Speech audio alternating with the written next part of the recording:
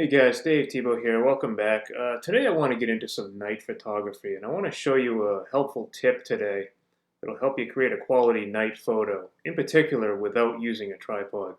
I love doing night photos. I think they're a lot more interesting than photos taken in broad daylight. But they got some unique challenges. Of course, you don't have a lot of light to work with. To compensate for that, usually we got to get the tripod out so we can get those long exposures. And often we need a shutter release cable so we don't shake the camera.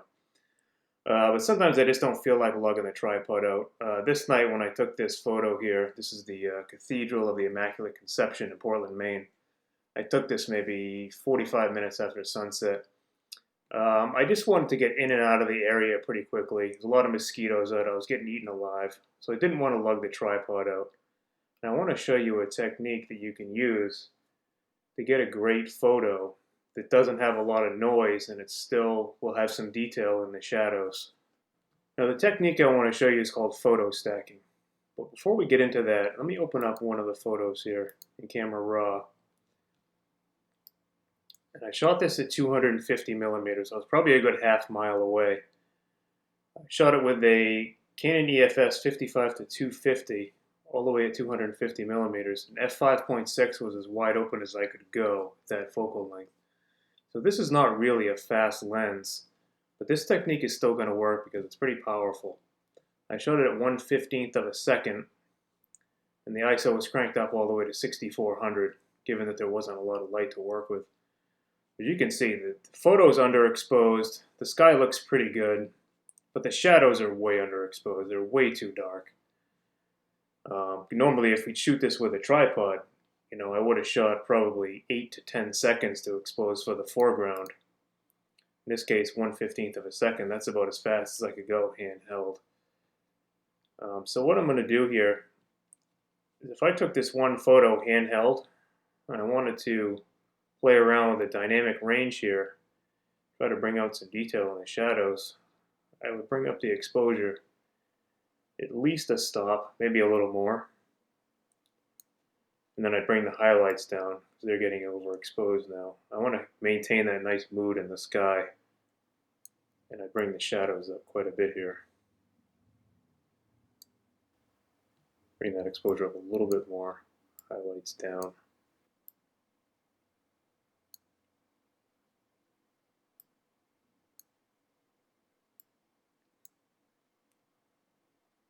See, that's a better dynamic range. I've got some detail back in the shadow, but if I zoom in here, it's an unbelievable amount of noise here, and it just looks like total crap. So I'm going to show you a technique called photo stacking, which will allow us to get that good dynamic range and see some detail in the shadows, but it'll deal with that noise and make that a lot cleaner in the shadow area. So I'm going to hit cancel here. Now what I did for this technique is I took a series of photos on high-speed continuous shooting, trying to keep the camera as still as possible. And here I'm going to use 7 for this example. So as I cycle through the photos, you can see the frame moves around a little bit. Because my hands are shaking a little bit as I'm taking it. And the more you zoom in, the more enhanced that shake is going to be. So the frames move around a little bit, but we're going to be able to fix that later. And one thing I want to mention too, for this technique to really work well, you want your lens to have image stabilizer. If you don't have image stabilization, this technique's not going to work very well. You're going to have to end up using a shutter speed that's just too fast, and you're not going to get enough detail in the shadows. And one thing I want to mention too is to make sure that you're shooting raw when you do this. Otherwise, you won't be able to recover any details in the shadowy areas. So what I did here, like I said, is I took 7 photos, keeping the camera as still as I could. So what I'll do now here is I'll select my first one, hold down Shift, select the last one. I'll right click and hit Open in Camera Raw. Now I'll do what I did before here by bringing up my exposure. About 1 1/4 stops here on the exposure. And I'm going to bring my shadows up as well. I want to get some detail in the foreground there. And I'm going to bring the highlights way down. I want to maintain that nice rich color and mood in the sky. Bring them all the way down. Highlight exposure down a little bit here. shadow up a little bit more. Of course, like I mentioned before, it creates a ton of noise because we just didn't gather enough light down there with that fast shutter speed. I'll zoom back out here. What I want you to do next is we'll right click on our first photo here. We're going to hit select all. We'll right click again and hit sync settings. Press OK.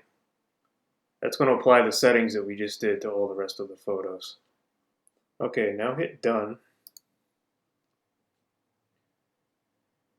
Now we're going to go, now with all the photos selected here, I'm going to go up to Tools, Photoshop, and then I'm going to hit Load Files into Photoshop Layers. Now I want to mention real quick, if you're using Lightroom instead of Camera Raw, just select all your photos and then right click. You'll see an option that says Edit In, and then hit Load Files into Photoshop Layers. So I'll go to Tools again, Photoshop, Load Files into Photoshop Layers.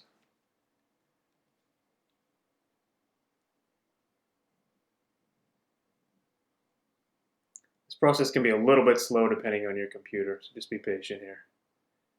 It's going to load all 7 images into one stack.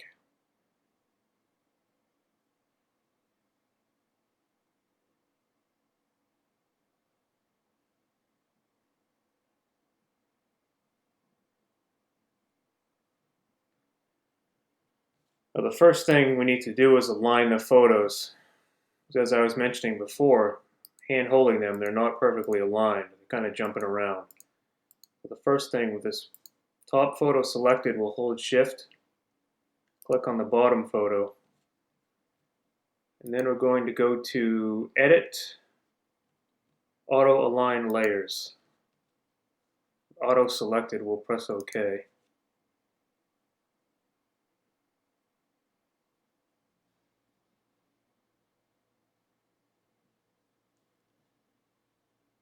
And now we're going to go to Layer, Smart Objects, Convert to Smart Objects with all the layers still selected.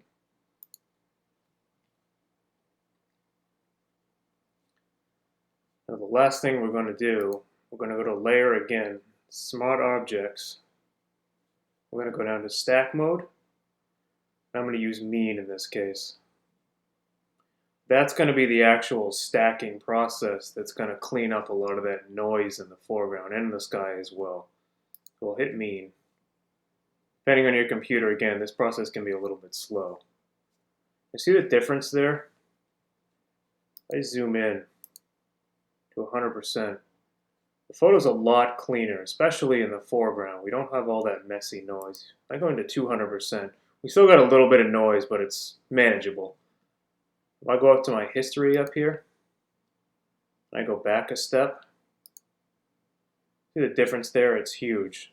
A ton of noise, even in the sky as well. Mostly in the foreground, but the sky is pretty noisy as well. If I reapply that effect, it cleans it up dramatically.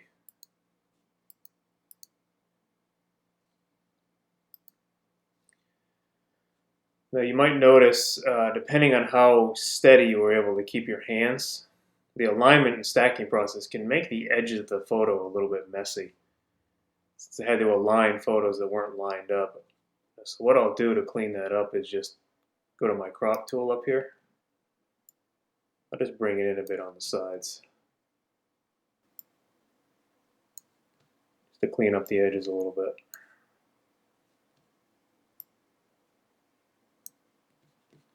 And I'll hit the check mark up here.